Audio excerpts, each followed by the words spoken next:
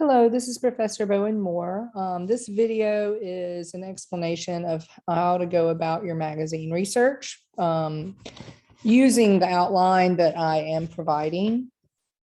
So the first paragraph should be, or first couple of paragraphs should be outlining your chosen article. So we not only are we conceptualizing your magazine brand and its name, we are imagining your magazine being in print first, and we'll be designing an issue of your magazine. So depending on how long, often your magazine is published, we're choosing to design one issue of your magazine, and the sample articles that I provided, your choice out of those samples will act as the feature story or the very top story of this issue of your magazine, or a issue of your magazine.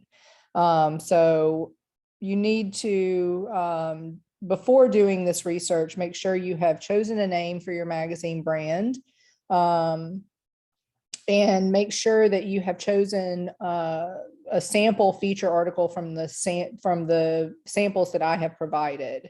And include that in these, couple of introductory paragraphs. So in addition to that, think about, and document, what you're asking yourself in terms of why you chose this article, in terms of the brand of your magazine, the point you're trying to make, and what sort of assets do you have that best makes your point to your target audience, and who is your target audience for this magazine. So the first part of this research is determining how to differentiate from your competitors. It is a very saturated market. If you read the magazine slides, you know that on a newsstand or in print, you have about 2.5 seconds to grab the reader's attention with your print cover and how that looks.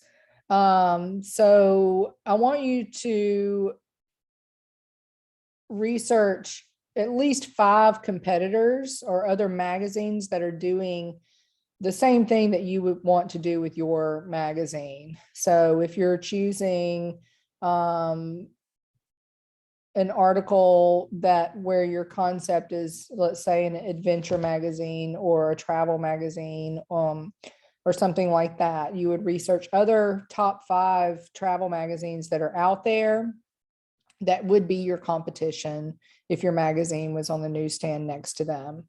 So collect their logos, their colors, their typefaces, the avatars, anything that describes visually their brand, and include that here.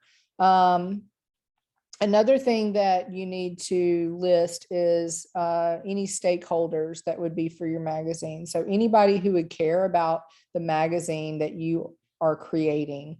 And out of those stakeholders, I want you to interview 2 of those people, preferably outside your regular circle, but ask them, things about editorial content that they read through magazines. What do they find useful?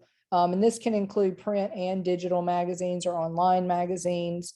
If they are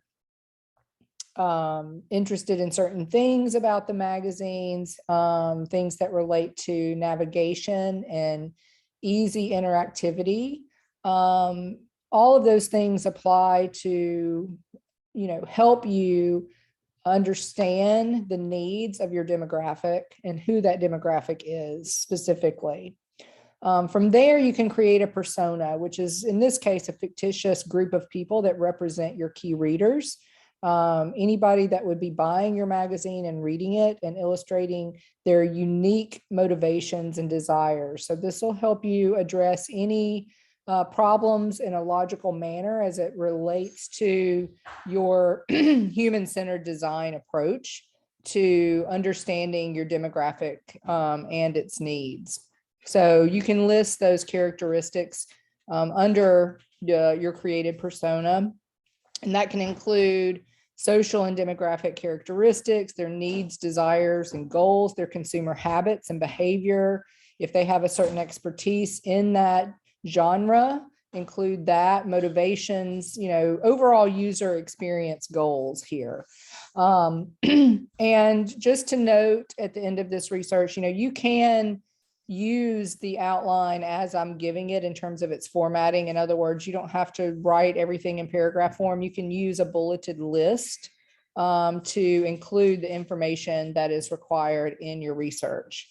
So I just want to state that too, that it'll be easier to read through all of them to see, what you're doing here. If you are typing out your research in Word or InDesign, either one, whichever, make sure you upload it as a PDF into the discussion forum or bring a PDF to class, depending on which is applicable.